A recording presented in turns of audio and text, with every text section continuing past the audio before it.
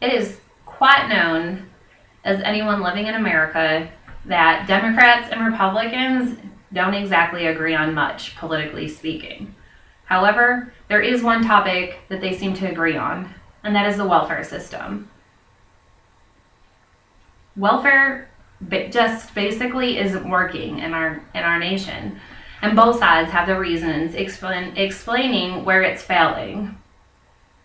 So therein lies the problem. The welfare system in America is broken. According to the basicincome.org, Democrats have concerns that the welfare programs are reaching fewer and fewer families in need, while Republicans worry that the welfare benefits are actually creating a dependence on that same system. And I believe that both of these are accurate.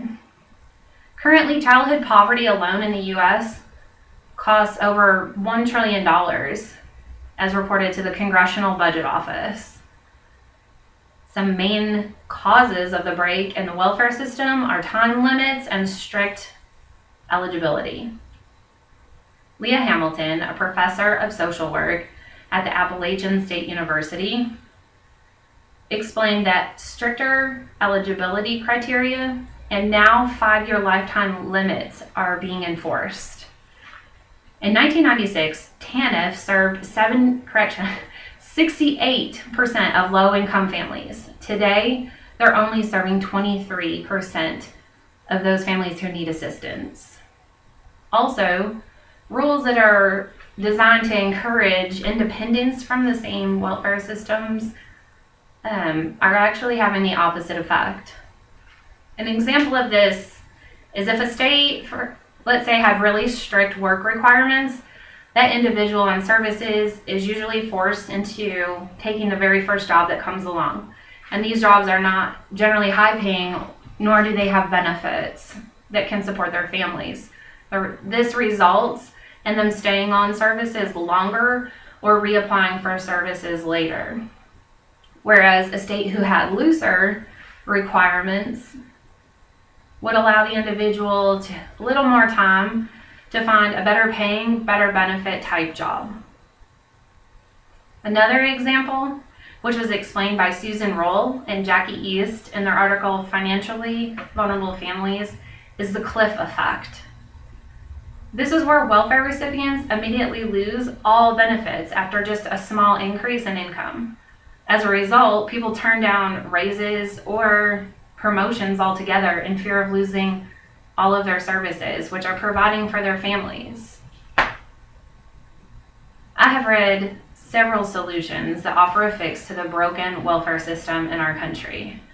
After milling through them and rereading them many times, I believe in one more than the rest. The one I found to be most beneficial or easiest to implement is the negative income tax. The negative income tax is a refundable tax credit which brings every household to the federal poverty level. The easiest way to do this is to decrease the credit slowly so no one ever feels that it was a punishment or a penalty to work hard. According to the University of Michigan, who put the negative income tax plan into action in an example, it would work as the following.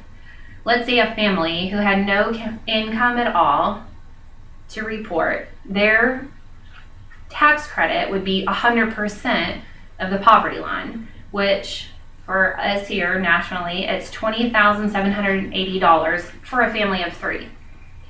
If that family's earned income increases to half the poverty line, which is $10,390, their tax credit would decrease to $15,585. The credit would phase out completely only when the family's income reached twice the poverty level, which is $41,560. Pretty fair amount. This plan would cost approximately $219 billion a year to our federal government. However, it could be almost totally paid for by replacing most or all of our current poverty programs.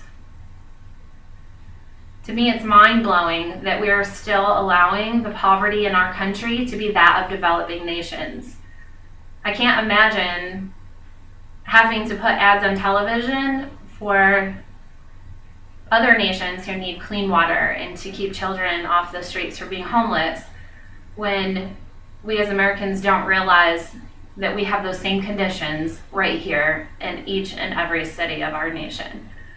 In conclusion, I believe that we as the people of this nation ultimately can be successful in ending poverty. Just this one option of the negative tax credit is an example of how we can be successful. And it satisfies the concerns of both sides, Republicans and Democrats. Without any change and to continue turning a blind eye, we're just setting our future generations up for more failure and more national debt. And it just seems very unfair and ignorant of us to continue passing the buck to the next generations.